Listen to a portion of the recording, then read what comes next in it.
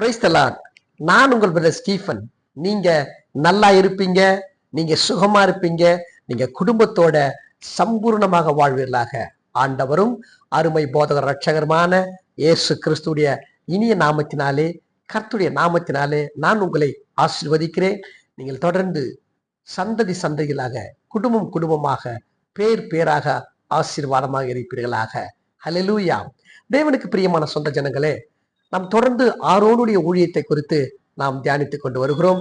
அதுக்கு ஆதாரமாக எபிரேயர் 5ஆம் அதிகாரம் 4ஆம் வசனத்தை நாம் தியானித்துக் கொண்டு வருகிறோம். நான் வாசிக்கிறேன், கேளுங்க.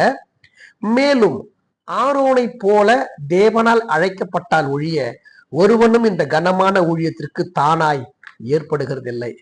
எதை சொல்ல வருகிறார் என்று சொன்னா, ஊழியம் என்பது சாதாரணமா இல்ல, தேவனால அழைக்கப்பட்டிருக்கணும். அவங்க சொன்னாங்க, இவங்க சொன்னாங்க, இவங்களை பார்த்து காப்பிடிச்சு, அவங்கள பார்த்து காப்பிடிச்சு ஊழியத்துக்கு வந்த அந்த காரியம் காணப்படக்கூடாது. அல்லது என் தகப்பனார் ஊழியம் செய்திருந்தார், அதுக்கடுத்து நடத்துறதுக்கு ஆள் இல்லை, நான் எடுத்து பொறுப்பெடுத்து நடத்துறேன் அப்படின்லாம் சில பேர் சொல்லுவாங்க. நல்ல விஷயம்தான்.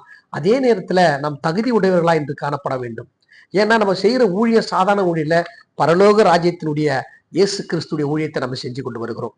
தேவனுடைய ஊழியத்தை செய்யறதுனால எச்சரிக்கையா இருக்கணும். இங்க சொல்றாரு, தேவன் தான் அழைக்கணும், தானா யாரும் ஏற்படுறது இல்லை அப்படின்னு சொல்றாரு. தானா வந்தா அது ஊழியம் கிடையாது, தேவன் தேர்ந்தெடுத்து ஊழியத்தை செய்யப்பட வேண்டும் சொல்லி நேற்று நம்ம பார்த்தோம். ஆரோனுடைய வாழ்க்கையில கர்த்தர் எப்படி ஆரோனை தேர்ந்தெடுத்தார் என்று சொல்லி நம்ம தியானிச்சு கொண்டு வந்தோம் இல்லையா? இன்றைக்கு ஆரோனுடைய பொறுமையை குறித்து நாம் தியானிக்கலாம். ஆரோனுடைய பொறுமையை குறித்து நாம் தியானிக்கலாம். ஒரு வசனத்தை எடுத்துக்கொள்ளலாம். லேவியாகமம் 10ஆம் அதிகாரம் 1-2 நான் வாசிக்கிறேன், கேளுங்களேன். பின்பு ஆரோனின் குமாரனாகிய நாதாபும் அபியும் தன் தன் தூப கலசத்தை எடுத்து அவைகளில் அக்கினியும் அதன் மேல் தூப வர்க்கத்தையும் போட்டு கர்த்தர் தங்களுக்கு கட்டளையிடாத அந்நிய அக்கினியை அவருடைய சந்நிதியில் கொண்டு வந்தார்கள்.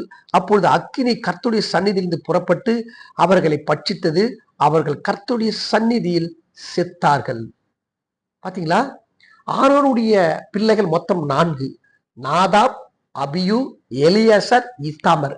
இந்த 4 பிள்ளையும் லேவி கோத்திரத்தான ஆரோனுக்கு பிறந்த பிள்ளைகள்.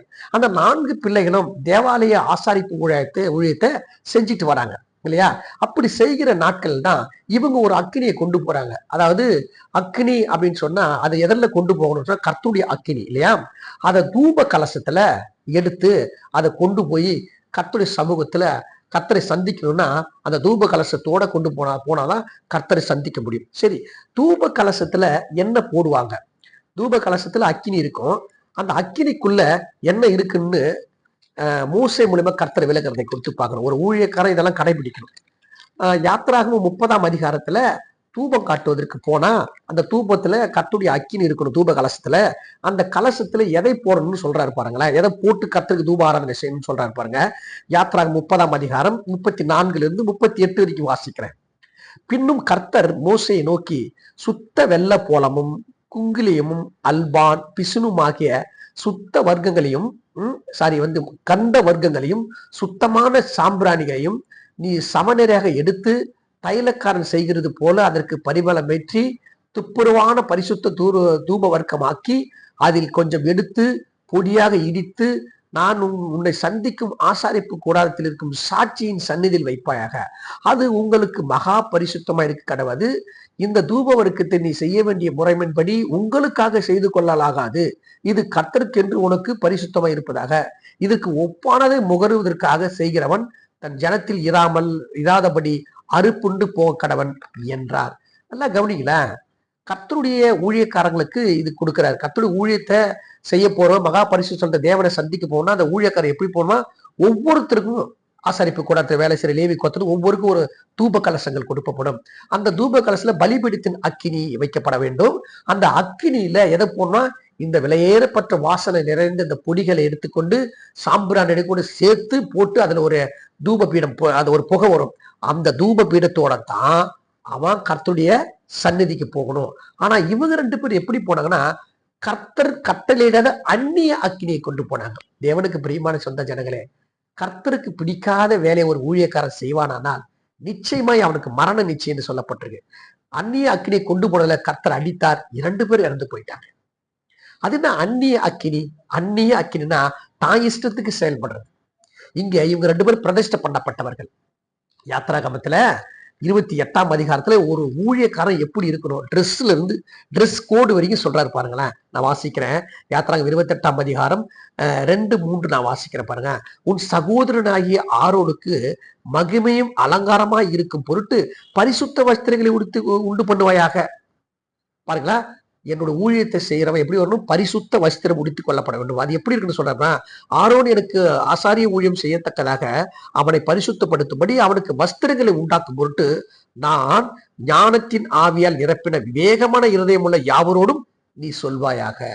அப்ப எப்படிப்பட்ட ஆள் அந்த பரிசுத்த வஸ்திரம் உருவாகணும்? மிகவும் ஞானம் அறிவுமிக்கவன் தான் அந்த பரிசுத்த அந்த ட்ரெஸ் அந்த வஸ்திரத்தை உண்டாக்க முடியுமா?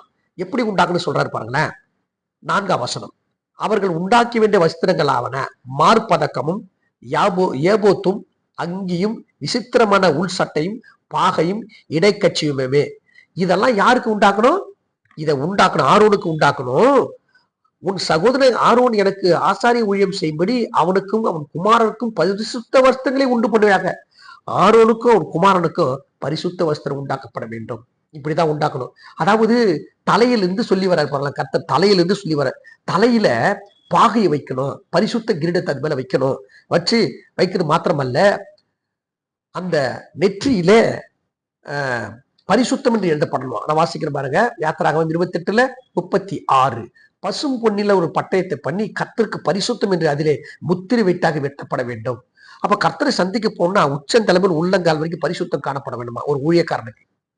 அதுல பரிசுத்தம் எழுதப்பட்ட ஒன்று. அது மாத்திரமல்ல, தலையிலே கிரீடம், பாகை, தலையில அங்க பாகை வைக்கணும்னு சொல்றாங்க. பாகைன்னா அந்த தலையில் சுட்டப்பட்ட கிரீடம், அது மேல கிரீடம். அதுக்கடுத்து மார்பிலே 12 கோத்திரத்தை சேர்ந்த கற்கள், விலையேறப்பட்ட கற்கள் எல்லாம், அதுக்கு பேர் ஊரிம் தும்மிம்னு சொல்றாங்க. அதை ஊரிம் தும்மிம்னா நாயை விசாரிக்கிற பதக்கம் என்று அர்த்தம். அதெல்லாம் வச்சுக்கிட்டு தான் பரிசுத்த ஸ்தலத்துக்கு உள்ளே போகணும். அப்படி போகலன்னா கர்த்தர் அடித்து போட்டுருவாரு, இறந்து போயிடுவாரு. இதெல்லாம் தெரிஞ்சுதான் அவன் அந்நிய அக்கினை கொண்டு வந்தாங்க 2 பேர், நாதாபும் அபியும். அது மாத்திரமல்ல, அக்கினா என்னன்னு அவங்களுக்கு நல்லாவே தெரியும். யாத்திராக புத்தகத்துல 24-32 வரைக்கும் வாசிச்சு பார்க்கிறோம், அல்லது 19-22-24 வரை வாசித்து பார்க்கும் பொழுது கர்த்தர் மோசேயை மலைக்கு மேல சீனாய் மலையில ஏறி வர செய்கிறார். சீனாய் மலையில ஏறி வர செய்கிறார். வந்த பொழுது சீனாய் மலையில ஒரு மேகத்துல மூடிக்கொண்ட போது கர்த்தர் அக்கினியும் எரிகிற அக்கினியாக இறங்கினார் என்று சொல்லப்பட்டிருக்குது இல்லையா? அந்த அக்கினியை பார்த்தவங்க நாதாபு அபியும். அப்படி இருக்கிறவங்க என்ன செஞ்சுட்டாங்க? அந்நிய அக்கினை கொண்டு வந்துட்டாங்க. ஒரு வேலை நல்லா கவனிக்கலாம். அந்நிய அக்கினைன்றது வேறொருத்துக்கு சொல்லி கேட்பது, தான் இஷ்டத்துக்கு செயல்படுதுன்னு அர்த்தம். தான் இஷ்டத்துக்கு. இப்போ ஆராதனைன்னா தான் இஷ்டத்துக்கு பண்ணக்கூடாது. மூதாதைகள் எப்படிப்பட்ட ஆராதனை செய்தார்கள்? சரி, மூதாதைகள் விடுங்க. பரிசுத்த வேதாகமத்துல கர்த்தரை எப்படி ஆராதனை செய்யணும்னு மிகவும் தெளிவாக சொல்லப்பட்டிருக்கு. அதன்படியே இன்னைக்கு ஆராதனை செய்யறதில்ல, கர்த்தருடைய ஊழியத்தை செய்யறதில்ல, தாய் இஷ்டத்துக்கு செய்யணும் இல்லையா? தாய் இஷ்டத்துக்கு ஊழியத்தை செஞ்சோம்னா இங்க நாதாபு அபிக்கு கொடுத்த நாய திருப்பு தான் எல்லா ஊழியக்காரர்கள் என்பதை மறந்து போய் விடாதீர்கள். அந்நாட்களிலே நேரடியாக கர்த்தர் அடித்தார். ஆனா இப்ப இருக்கிற ஊழியக்காரத்துக்கு இப்பவே அடித்து விடுவார் பாருங்களேன். அப்படிப்பட்ட ஒரு மிக முக்கியமான ஊழியம் நம்முடைய ஊழியம். அது மாத்திரமல்ல, தேவனுக்கு பிரியமான சொந்த ஜனங்களே, கர்த்தருடைய அக்கினியை பார்த்தவங்க, நேரடியாக பார்த்தவங்க. இந்த அக்கினி எப்படிப்பட்ட அக்கினி தெரியுமா? நம்மளை வாழ வைக்கிற அக்கினி. ஊழியக்காரர்களே புரிந்து கொள்ளுங்கள். யாத்திராகம புத்தகத்துல இஸ்ரவேல் மக்களை நடத்தி கொண்டு போது அவர் பகலிலே மேகமாவும் இரவிலே அக்கினியாக நடத்தினார். அது மாத்திரமல்ல, அங்க நல்லா கவனிங்கள, மனோவா நிறைய சொல்லிக்கிட்டே வரலாம். மனோவா கர்த்தரை சந்திக்கும் பொழுது அந்த பூமி இருந்து அக்கினி எழும்பி அந்த பலியை பட்சித்தது சொல்லப்பட்டிருக்கு இல்லைங்களா? மோசே ஆசாரிப்பு கட்டும்போது மேகமும் அக்கினியும் ஆசாரிப்பு கொடுத்துருக்கீங்க, ஊழியக்காரன் நிக்க முடியலன்னு சொல்லப்பட்டிருக்கு. அந்த அக்கினி அப்படிப்பட்ட நல்ல அக்கினி.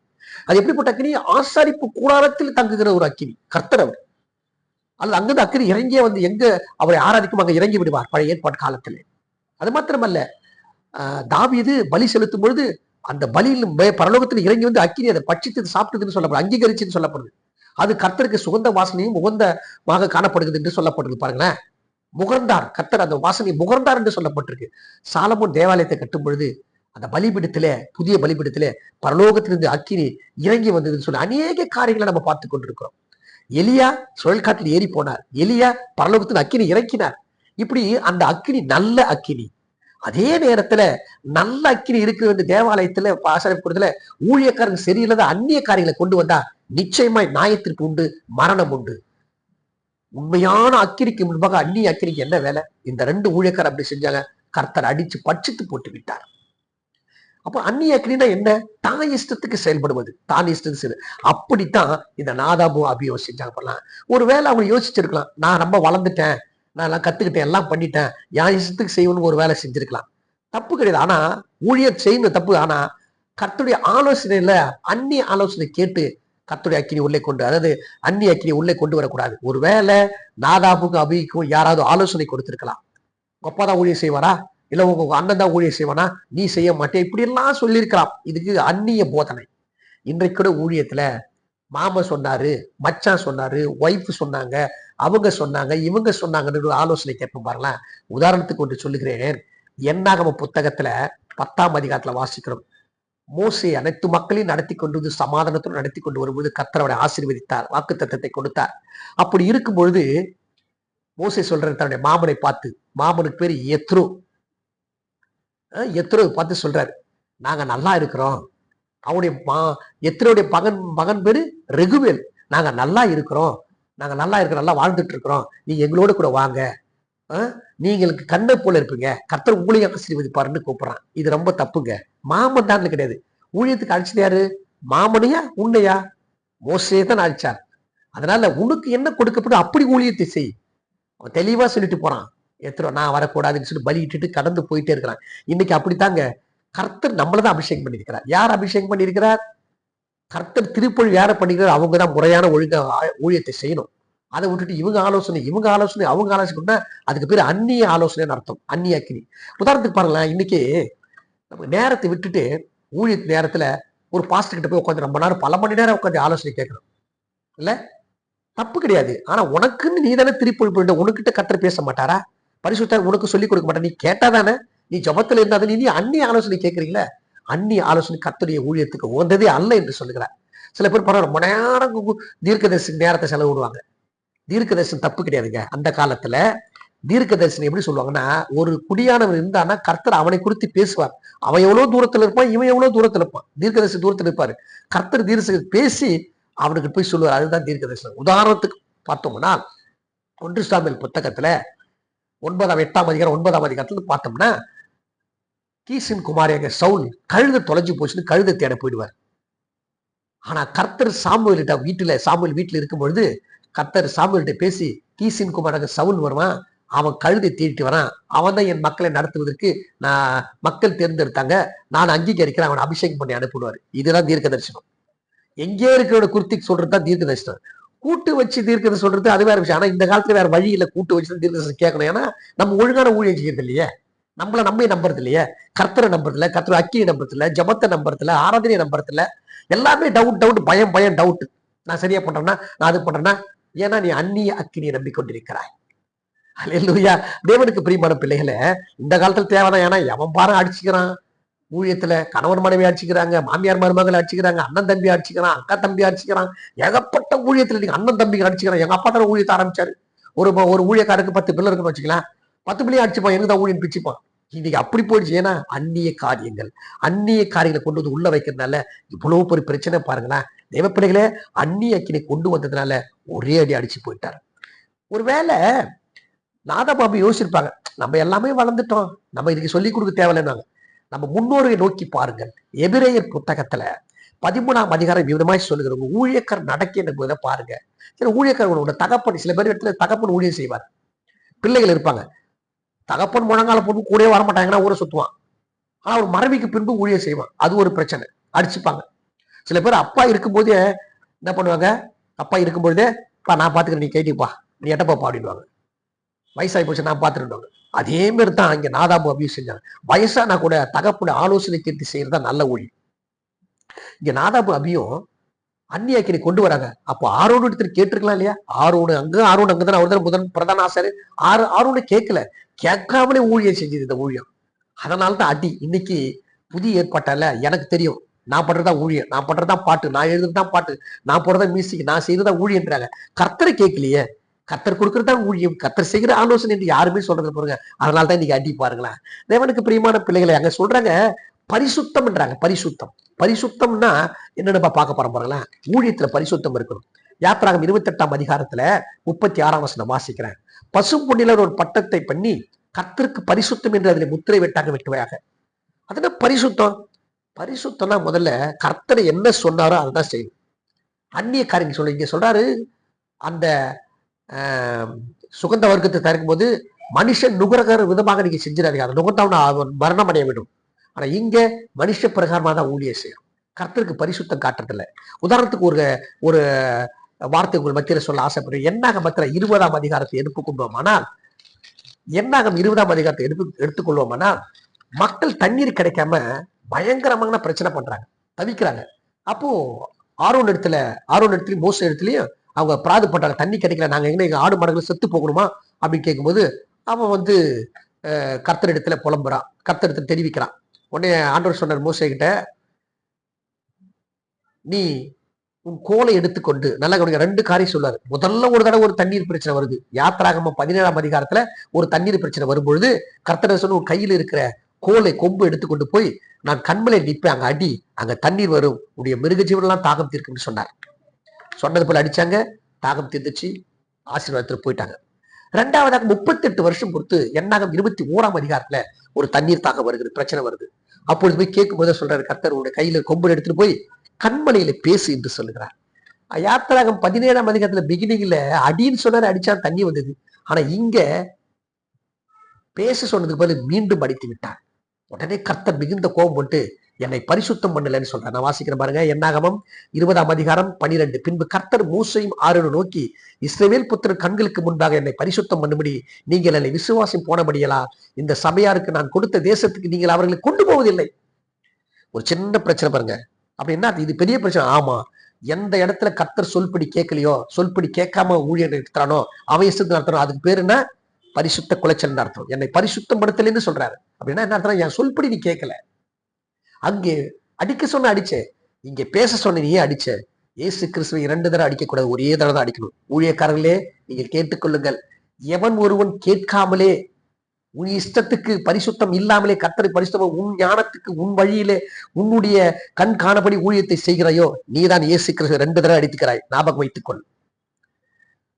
கர்த்தர் கேட்காமலே, இயேசு சொல்லாமலே இஷ்டத்துக்கு, தன் இஷ்டத்துக்கு மனைவி சொன்னா, மச்சா சொன்னா, மாமா சொன்னா, அவன் சொன்னா, இவன் சொன்னான்னு அன்னி அக்கினை கொண்டு வந்து உள்ள ஊழிய செஞ்சீங்கன்னா அது கர்த்தருக்கு பரிசுத்த குலைச்சல். கர்த்தர் 2 தடவை நீதான் அடிக்கிற. நான் சொல்லல, வேதம் என்னாகும் 20ஆம் அதிகாரம் தெளிவாய் சொல்லுகிறது. ஹல்லேலூயா. ஆகையால பரிசுத்தம் பண்ண கத்துக்கொள்ள ஆண்டவர் சீசருக்கு ஊழியக்காரருக்கு சொல்லிக் கொடுக்கும்போது என் நாம பரிசுத்தப்படுத்துவதாக இந்த பரமண்டல ஜபத்தை சொல்லிக் கொடுத்தார். அப்படின்னா அர்த்தம், உன் இஷ்டத்துக்கு பண்ணாத, என்னை கேட்டு செல், என்ன கேட்டு சொல், அப்போது உன் ஊழியம் துளிக்கும் அப்படின்னு சொல்றதை பத்தி பார்க்கிறோம். எனவே தேவனுக்கு பிரியமான பிள்ளைகளே, நாதாபும் அபி போல நம்ம பரிசுத்தம் பண்ணாமல் இருக்கக்கூடாது, கர்த்தரை பரிசுத்தம் பண்ண கற்றுக்கொள்ளப்பட வேண்டும். அது மாத்திரமல்ல, தேவனுக்கு பிரியமான பிள்ளைகளை, நம்ம செய்கிற ஊழியம் சாதாரணம் கிடையாது. ஊழியத்தை ஒழுங்கா செஞ்சனா கர்த்தர் ஆசீர்வதிப்பார். இல்ல ஊழியத்தை ஒழுங்கா செய்யலனா நிச்சயமா நியாயம் தீர்த்து விடுவார். 1 கொரிந்தியர் புத்தகத்துல 3ஆம் அதிகாரத்துல கொரிந்து சபைக்கு எழுதுறார், நான் அப்படி ஊழியம் செஞ்சேன், நான் இப்படி ஊழியம் செஞ்சேன். நாங்க ஊழியக்காரர் பேசும்பொழுது அவர் சொல்ற, நம்மெல்லாம் தேவனுடைய பண்ணையும் தேவனுடைய மாளிகையுமா இருக்கிறேன், அதனால இயேசு கிறிஸ்து அஸ்திபாரத்துல நான் ஊழியம் செஞ்சுட்டு இருக்கிறேன், அந்த அஸ்திபாரத்தை உங்களுக்கு சொல்லி கொடுக்குறேன், சரியானபடி ஊழியம் செய்யுன்னு சொல்றாரு. மீண்டும் ஆரம்பிக்கிறாரு. ஒரு ஊழியத்தை எப்படி சொல்றான், அஸ்திபாரத்துமே பொன் போட்டு கட்டுறான், வெள்ளி போட்டு கட்டுறான், விலையேறப்பட்ட மரம் கல் வைக்கோல்லாம் போட்டு கட்டுறான், நல்ல விஷயம்தான். ஆனா அப்படின்னா பொண்ணு வெள்ளி போட்டு கட்டுறான்னா என்ன அர்த்தம்னா, ஊழியத்தை ஸ்தாபிக்கிறான்னு அர்த்தம். உன் இஷ்டத்துக்கு நீ பிரசங்கம் பண்ற, ஊழியத்தை பண்ற, கரெக்டு, நான் எதுவும் சொல்ல வரேன். ஆனா ஒரு நாள் வரும், நான் வாசிக்கிறேன் 1 கொரிந்தியர் 3:13, அவனுடைய வேலைப்பாடு வெளியாகும் நாளானது அதை விளங்க பண்ணும், ஏனெனில் அது அக்கினியினால் வெளிப்படுத்தப்படும். அவனுடைய வேலைப்பாடு எத்தன்மை உள்ளது என்று அக்கினியானது பரிசோதிக்கும். அதன் மேல் ஒருவன் கட்டிருந்து நிலைத்தால் அவன் கூலியை பெறுவான், ஒருவன் கட்டிருந்து வெந்து போனால் அவன் நஷ்டமடைவான், அவனோ ரட்சிக்கப்படுவான், அதுவும் அக்கினியிலாகப்பட்டு தப்பினது போல் இருக்கும். பாத்தீங்களா, ஊழியத்தை எப்படி செய்ய சொல்ற பாத்தீங்களா? நீங்க எப்படி ஊழியம் செய்து அது நீங்களாச்சு தேவனாச்சு, ஆனா தேவனுடைய பகுதியில ஒழுங்கான ஊழியத்தை செய்யப்பட வேண்டும். அப்படி ஒழுங்கா ஊழிய இஷ்டத்துக்கு செஞ்சினா, அந்நிய அக்கினி கொண்டு வந்துனா கடைசி நாட்களே இந்த அக்கினி உங்களை நியாயம் தீர்த்து விடும் என்று சொல்லுகிறார். ஹல்லேலூயா. இந்த புதிய ஏற்பாட்டு காலத்துல கர்த்தரை பார்த்து சொல்லுகிறார், தேவ ஊழியக்காரர்களே, யோவான் 12:48 வாசிக்கிறோம், என்னை தள்ளி என் வார்த்தைகளை ஏற்றுக்கொள்ளாத கடைசி நாட்கள நியாயம் தீர்க்குது ஒன்று இருக்குது. அந்த வார்த்தையை உங்களை நியாயம் தீர்க்கிறோம். அப்படின்னா என்ன, நீங்க வார்த்தையை மதிக்காம, தேவனை மதிக்காம, உங்க இஷ்டத்துக்கு கர்த்தருடைய வார்த்தை பிரசங்கம் பண்ணி ஊழிய செய்யும் கடைசி நாட்களே நியாய தீர்ப்பு வந்து நிற்குன்னு சொல்றாரு. அக்கினியில தூக்கி போடப்படும் சொல்லப்படுது. தேவ பிள்ளைகளே, கர்த்தருடைய ஞானம் இல்லாமல் ஊழியம் செய்தால் அவன் அக்கினிக்கு இரையாகி போயிடுவான். சரி, போகட்டும், பாருங்க, நேரம் இல்லை. நல்லா கவனிங்க. அப்போ ஆரோனுடைய பொறுமையை குறித்து பார்க்கிறோம். லேவியாகமம் புத்தகத்துல வாசிக்கிற தேவ பிள்ளைகளை, அந்த அந்நிய அக்கினியை கொண்டு வந்தல கர்த்தர் என்ன செஞ்சிட்டாரு? ஆரோனுடைய கண்ணுக்கு முன்பாகவே 2 பிள்ளைகளை அடித்து போட்டு விட்டார். அடித்து போட்டு மட்டும் அவனுடைய பங்காளிக்கு சொல்றாரு. அது லேவியாகமம் 10ஆம் அதிகாரத்தில் 4. பின்பு மோசே ஆரோனின் சிறிய தகப்பனான ஊசியலின் குமாரனாகிய மீசாவலையும் எல்சாவலையும் அழைத்து, நீங்கள் கிட்ட வந்து உங்கள் சகோதரை பரிசுத்த ஸ்தலத்துக்கு முன்னின்று எடுத்து பாளையத்துக்கு புறம்பே கொண்டு போங்க. அடக்கம் பண்றது கூட ஆரோனை கூப்பிடல. நல்லா ஆரோனை கூப்பிடல, அவன் சித்தப்பா பசங்க தான் கூட்டாங்க. எப்படி இருந்திருக்கும்? அப்போ ஆரோன் எவ்வளவு கட்டுப்பட்டு நேர்மையானவர். கர்த்தர் சொன்னாதான் அவர் செய்வார். தன் மகனே இறந்து போய் கிடக்கிறான். அந்த மகன் ஓடி போய் அழுது ஆர்ப்பாட்டம் பண்ணலையே. கர்த்தர் சொன்னாதான் தொடரும். ஏன்னா அவன் நிக்கிறது ஆசாரிப்பு கூட ஊழியம். கர்த்தர் சொன்னா அவன் போயிருப்பான். அப்படியே நிக்கிறான். இதெல்லாம் ஆரோன் நிக்கிறான் பாருங்க. இதனாலதான் கர்த்தர் மிகவும் சந்தோஷப்பட்டு, மேலும் ஆரோனை போல அழைக்கப்பட்ட அந்த வார்த்தை மென்ஷன் காரணமே அதுதான். இங்க துக்கம், தன் மகன் இறந்து போயிட்டான். அந்த துக்கத்தை கூட அவன் பொருள், அந்த துக்கத்தை மனசுல போட்டு அடைக்கிட்டு கர்த்தருடைய ஊழியத்துக்கு பிரயாசம் பண்ணுவார். கர்த்தருடைய வார்த்தைக்கு அவர் என்ன சொல்லுவார், அவர் என்ன செய்வார், அவர் சொல்படிதான் செய்யணும் என்றவன் தான் ஆரோன். அதனால்தான் மேலும் தேவனால் அழைக்கப்பட்ட ஆரோனை போல என்று சொல்லப்பட்டிருக்க வார்த்தைக்கு அர்த்தம் இதுதான். அப்போ ஆரோன் மாம்சத்தை பார்க்கல, சொந்தத்தை பார்க்கல, மகன் இறந்து போனதை பார்க்கல. கர்த்தர் என்ன சொல்வார், அவருக்கு பரிசுத்தம் படுத்தணும், அவரை பரிசுத்தம் பண்ணணும், அவர் சொன்னாதான் செய்யணுட்டு தான் அவன் ஊழியத்துல நிலைத்திருந்தான். எனவே தேவனுக்கு பிரியமான பிள்ளைகளே, நம்முடைய வாழ்க்கையில நீ கர்த்தர் நம்மளை தான் ஊழியத்துக்கு அடைச்சிருக்கிறார். மாமனையோ மச்சானையோ பொண்டாட்டியோ புள்ளையே கிடையாது இல்லையா? எல்லாரையும் உள்ள சொத்துக்கு அவங்க எல்லாம் அபிஷேகம் பண்ணப்பட்டவங்களா? அவங்க எல்லாம் திருப்பொழி பண்ணப்பட்டவங்களா? சற்று சிந்திச்சு பாருங்க. நீதான் திருப்பொழி பண்ணப்பட்டிருக்காய், நீதான் ஊழியத்துக்கு அழைச்சிருக்கிற, நீதான் ஆசாரிய ஊழியத்துக்கு செய்ய வேண்டியது. அதனால நீ சரியா இருக்கும்படி கர்த்தர் உன்னை இந்த நாள்ல போதித்திருக்கிறார். எனவே அந்த நாதாபு அபி போல துணிந்து செயல்படக்கூடாது. பரிசுத்த ஸ்தலம், திரைச்சிலை, மகா பரிசுத்த ஸ்தலம் கடந்து போகணும். இவங்க ட்ரை பண்ணாங்க, தன் தகப்பனை கேட்கல, தேவனை கேட்கல. அதனால்தான் கர்த்தருடைய அக்கினி புறப்பட்டு அந்நிய அக்கினி கொண்டு வந்து அந்நிய அக்கினியும் சாகடிச்சிருச்சு, கொண்டு போன ஊழியக்காரன் சாகடிச்சு. எனவே தேவனுக்கு பிரியமல்ல, நம் வாழ்க்கையில பரிசுத்தம் பண்ண கத்துக்கொள்ளும். கர்த்தரே நம்ம ஊழியத்தை தொடர்ந்து நடத்துவாராங்க. ஒருவேளை பிரச்சனை இருக்கணும்னா நம்மளை சுத்திகரித்து சீர்படுத்தலாம். மீண்டும் வீழ்ந்து போன ஊழியத்தை கர்த்தர் தூக்கி நிறுத்த வல்லவராக இருக்கு. எனவே உங்கள் குடும்பங்கள், உங்கள் பிள்ளைகள், உங்கள் வேலை ஸ்தலங்கள், குறிப்பாக உங்கள் ஊழியங்கள், அது காஸ்பல் மினிஸ்டரியா இருக்கலாம், சுவிசேஷமா இருக்கலாம், அது தீர்க்கதரிசன ஊழியமா இருக்கலாம், அது ஹீலிங் மினிஸ்டர் இருக்கலாம், எந்த ஊழியமா இருந்தாலும் கர்த்தர் ஆசீர்வதித்து காக்க கடவாராக. God bless you. Praise the Lord.